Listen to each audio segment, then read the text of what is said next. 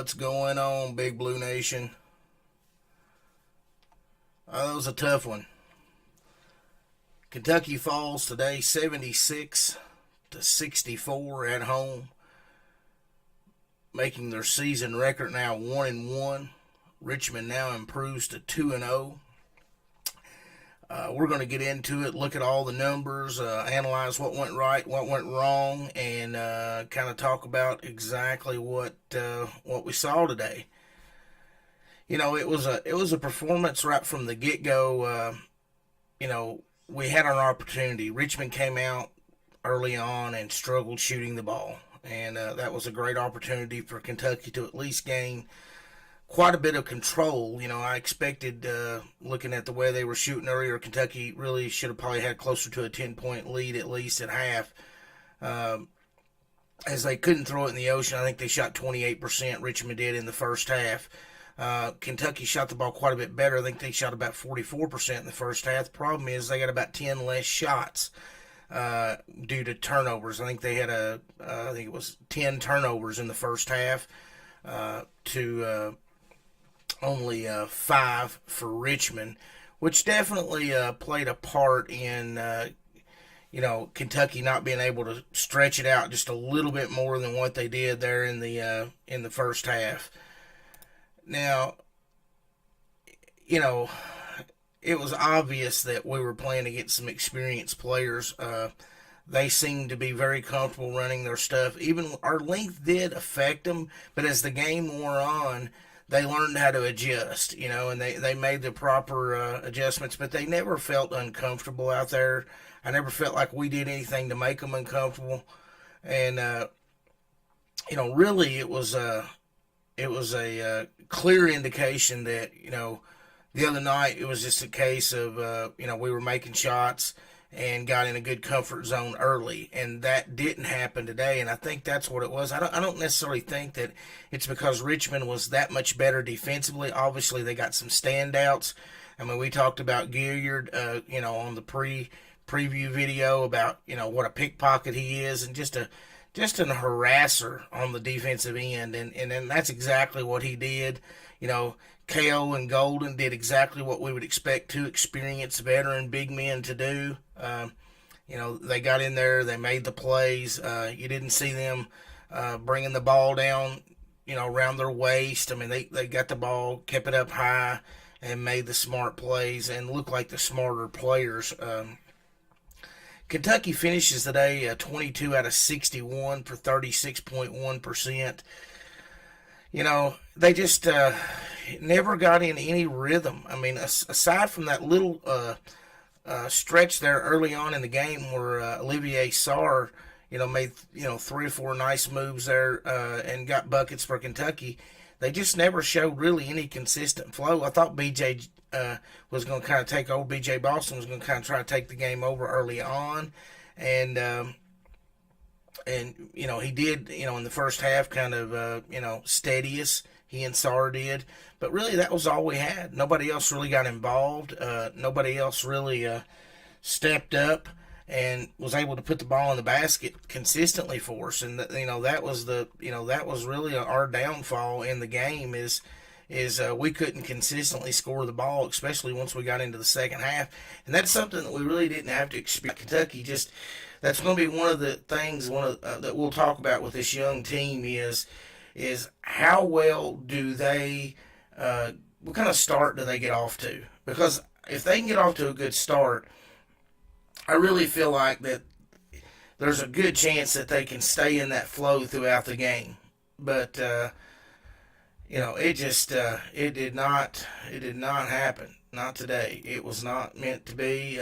It was not meant to be to go 2-0. And, there was several things that I think, when we look at last year's team, and we look at how they executed, and how they won those tough games. Well, I mean, that's what happens when you have a sophomore returning point guard, sophomore shooting guard that shoots 44% from three-point range, and a junior big man that can stretch the floor, get rebounds, block shots, and a team that shoots 80% from the free throw line.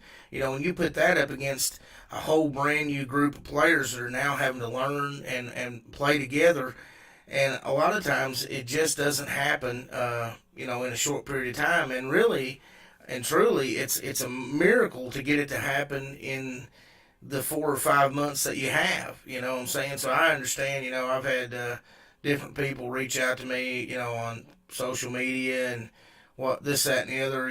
Oh, here we are again with the one and dones. And by the time these guys actually start getting halfway good, then that's when they'll be gone. And that is the true thing but most of the teams in the nation deal with. And theoretically, you have to go get the best players. You just have to. It's just the world that we live in.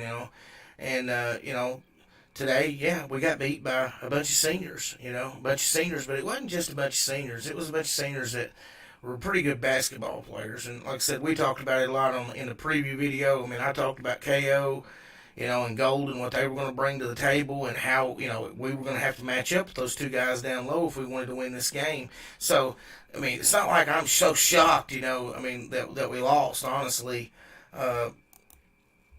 Coming into today's game, I pretty much had forecasted that this was going to be a difficult game for Kentucky, and that's exactly what it turned out to be. But something that I think we do need to pay attention to as we get further into this is, regardless of team chemistry and getting better, I mean, we can't shoot the ball 20 out of 33 from the free throw line. I mean, that's a blueprint to lose a close game every time. I mean, when you out rebound a team 54-30, and you out offensive rebound them 21-6, that should be a win. Hold them to 43. I mean, that's a little higher than what we'd like, but I mean, 7 out of 25 on threes, we can live with that.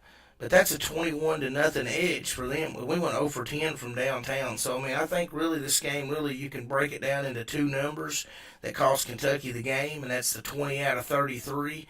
Probably need to make 4 or 5 more of those. If you just make 4, if you just go 24 for 33, which would still be very pedestrian, that gets you 4 more points. And then, golly, I mean, if you knock down 3 of those threes, that's 9 points. So that's 13 points, and that just gets you barely over the hump into a close game win. But you can't go 0 for 10 from 3-point range and then go 20 out of 33, shoot 60% from the free throw line, and expect to win very many games. That's just not a good recipe at all. As we get on over here, let's see here. Let's get some. Let me just a second here. I'll try to get all the stats up here, and we'll go through those here in just a second. I thought I had them up here. Well, wonderful world of modern technology here does not seem to be on our side.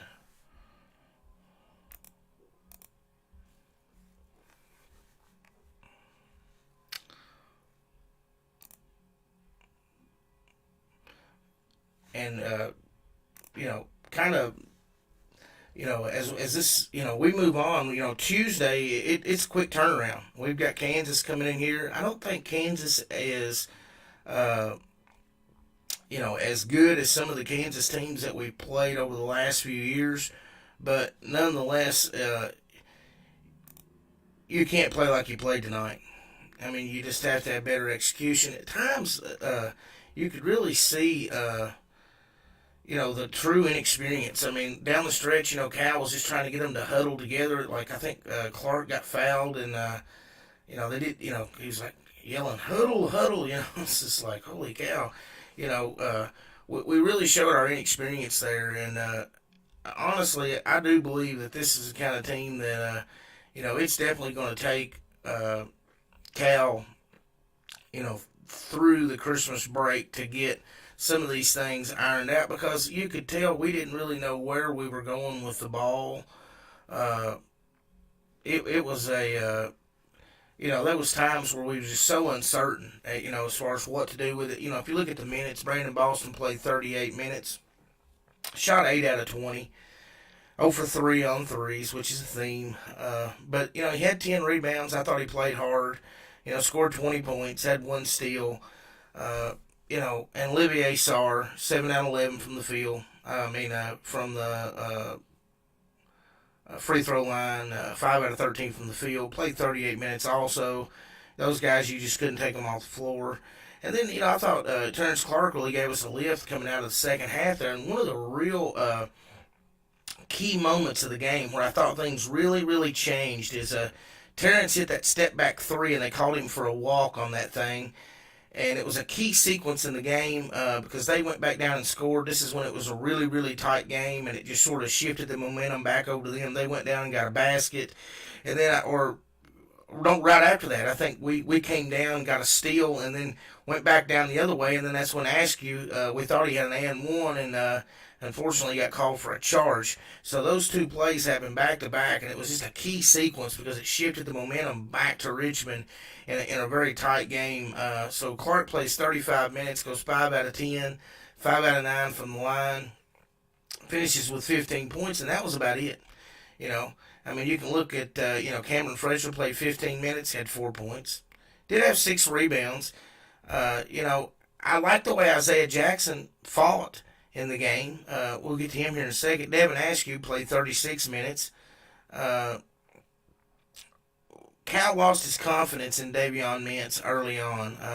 Mintz just didn't come in the ball game and shoot the ball very much. And, it's obviously very apparent to me that, Jacob Toppin and Lance Ware are probably not going to be massive contributors to this team early on. It's going to be a short rotation, and we're going to need Davion to play better than what he did in those 9 minutes tonight. We're going to need him to assert himself a little bit better than that, and I think he will. But Isaiah Jackson plays 25 minutes, only goes 2 out of 8 from the floor.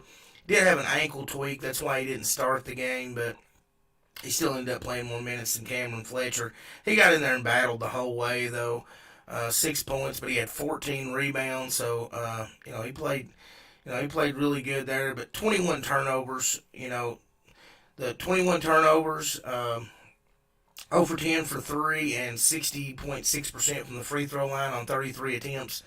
That is a loss every time, just about it. Every time. Especially against a good basketball team that's fundamentally sound. Richmond didn't wow me tonight. I didn't think, I think if they play like they played in the first half, a lot of times they're going to get smoked. They're going to get blown out. They were very fortunate to play against a young Kentucky team that don't know who their go-to guy is yet. They don't have a settle-down play yet. They don't have a settle-down guy yet that when things get tight. But we'll figure that out. There's just too much talent on the floor out there. Okay, I'm sure everybody in Kentucky's probably, or a lot of fans are wanting to, hit the panic button and freak out. And, this was a tough loss. It was. You want to win, but you also have to understand that, this thing is going to be it's a hard ride when you're basically starting off. Literally. And there's this misconception, I think, out there that, obviously Kentucky's the one and done and they're starting all over every year. Well, yeah, we are starting all over every year, but not like we are this year. You know what I'm saying? This year is unique even for Cal standards. You know what I'm saying? There's never been a season where we was replacing literally 98% of the entire offense. Even in Cal's first year, we had Patrick Patterson come back, who was, a really key contributor from the season before. We don't have. This is the first time, even since going way back even before Cal's here, probably in the history of our program, actually, that we've ever had this little returning. So yes, it is a 100% brand new group, and I understand that there's just going to have to be some patience there, and sometimes our fan base is so large that there's going to be folks inside of it that do not have that patience, and that's just part of being a UK fan is you have to deal with that aspect. If you want to have a massively huge fan base, then you have to also understand that everybody's not going to be on the same page and think the same way, and we're all just different people that want different things out of our cats. So we want to win every game, but But like I said, my whole hope is watching the team grow and get better. That's what I want to see. I want to see improvement over the next 3 or 4 weeks, and then obviously once we start getting into early January after the Christmas break, I want to see a team that's starting to get on the same page. And then as we roll into late January, early February, that's when I kind of want to start playing our best basketball. That's the blueprint for how you win national championship. And if you go back and look at the last 10 to 12 national champions, I mean, that's a fairly solid blueprint. Almost every single one, with the exception of maybe Virginia, that who did have some experience coming back on that team from a couple of years ago. So, but Kentucky does need somebody to come off the bench and really help with the scoring. That's going to be another thing. I mean, we need Cameron Fletcher to be able to come into the game, and we need him to be able to assert himself. We need him to be able to come in there and make some plays like he did the other night. Tonight it just didn't happen for him. So now we can flip over here for us real quick, and we'll look at Richmond. A lot to like here. 4 guys in double digits. Three of them, just like we talked, Jacob Gilliard only had 6, but, he contributed in a lot of other ways. He had 6 assists, and he had 5 more steals, and we talked about him as a pickpocket specialist. We talked about him in the preview video. I mean, you can't dribble the ball carelessly or throw the ball carelessly around Jacob Gilliard. He is a ball hawk, if there ever was one, from the point guard position, unlike anybody I've probably ever seen, since maybe going all the way back to Mookie Blaylock. I don't know, man. We're going way back in the Wayback Machine right there. I don't know if y'all remember Mookie Blaylock. He was a guard for Oklahoma, and reminds me a whole lot of the way Gilliard plays, except Mookie was an exceptionally good offensive player, too, and had quite a long NBA career for you older folks out there that may remember Mookie. But, yeah, Gilliard, he harassed Kentucky. A guy was probably like, they had him listed at 5'9", but, he probably looked, like maybe that was a little generous, but it didn't matter. The kid knows how to play basketball, and he adjusts to whatever height player that's on him. I thought one of the key things was how well Blake Francis was able to guard Terrence Clark and B.J. Boston. I thought that was huge. But Blake Francis, he had 18 points. He steadied him. So did Nathan K.O. We knew those guys were, that's what they do. Francis just stayed with it. Didn't have a great shooting night. It was actually a subpar night, but he stayed with his game. And, that's, they know what they are. Grant Golden, he had some foul trouble in the game. He played 20 minutes, still had 13.7 rebounds. And, we played against a team that understands what they wanted to do. They had a game plan coming in here, and when you have experienced players that have played together as long as these guys have, it makes it easier to execute a game plan. It's as simple as that. And when you have young players, it's hard for them to understand sometimes exactly what you're trying to it's hard for them to comprehend what you're trying to explain to them. And tonight, Kentucky looked really confused a lot tonight on offense and defense. They lost that game by 12 points, mostly because of their sheer athleticism and able to grind out baskets. I mean, Isaiah Jackson was just doing all kinds of heavy lifting down there. We just are going to really probably be able to hang into games because of the length and athleticism. But if we execute it all tonight, that's not a game that we're going to have that much trouble winning. I mean, we had matchup advantages all over the floor. I'm sure there'll be a lot of people that'll be critical of the coaching, and I can understand that, but I still think a lot of it has to do with just the fact that it's hard to get young guys, 5 young guys, brand new players, to comprehend exactly what you're telling them and go out and execute it against players that know how to get you off your game. So that was really the tale of what we saw here tonight as Kentucky falls to 1-1 now, and like I said, we get ready for Kansas. Uh, we'll be getting see Kansas is Tuesday, so we'll be trying to get that video out tomorrow. Let you guys kind of get a little idea of what Kansas is going to be all about. We'll try to break down everything about Kansas basketball that we know so far and how they're going to probably. We'll try to get an idea of how they may try to attack us, and hopefully we can bounce back. Like I said, don't hang our hats too much though on this loss because this Kentucky team, it's easy to get down, but this Kentucky team has a tremendous amount of athletic ability and some natural gifted players that can really do some cool things. Like if you look at the way Jackson can just go up and get rebounds, and he has pretty good touch around the rim. I think that give him some more time. Let him get in there and get banged around a little bit and play against some guys with a little more weight. See, I thought that was one of the things is, he was giving up about 20 pounds to Golden down there. But there wasn't any quit in Jackson. He played really hard. And I was more disappointed in Cameron Fletcher. I thought he'd just come in there and really assert himself, getting the chance to start tonight. But Kentucky, like I said, they don't know what their identity is. I guess that's the best way to look at it. Because what they should have been doing tonight was getting that ball downhill. That they didn't execute the dribble drive, because if they took that ball and took care of it and got better, just all they had to do was just clear out one side of the floor and really just post up those guards. But they crowded the floor. They cluttered up. Their spacing was just not good the whole night.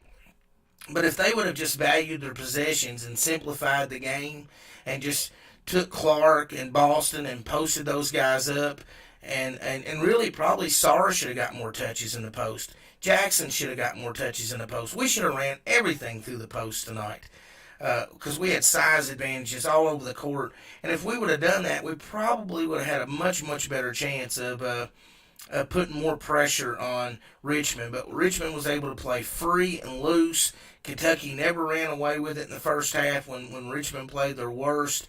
And in the second half, we knew Richmond. I said it at halftime. I tweeted it out at the UK Superfan, that Richmond was probably elated, to only be down 4 points, shooting the ball 28%. I said right then, they're not going to shoot 28% in the second half. So Kentucky's going to have to play better than what they did, and they just didn't. They didn't. They just played about the same as they played in the first half. And unfortunately, that was enough for a massive deficit in the second half. So Richmond wins by 12, so that's a 16 plus 16 advantage in the second half for them.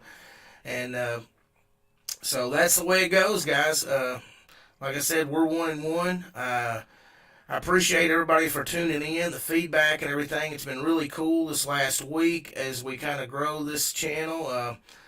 Like I said, if you want to give me a follow over there on Twitter at the UK Superfan, I'm over there tweeting out just random tidbits here and yonder. I'm starting to get the hang of that, and we'll get a video up tomorrow, like I said, about the previewing the Kansas game. We'll get right back in the saddle here. This is Fast and Furious. We have no time to hang our heads.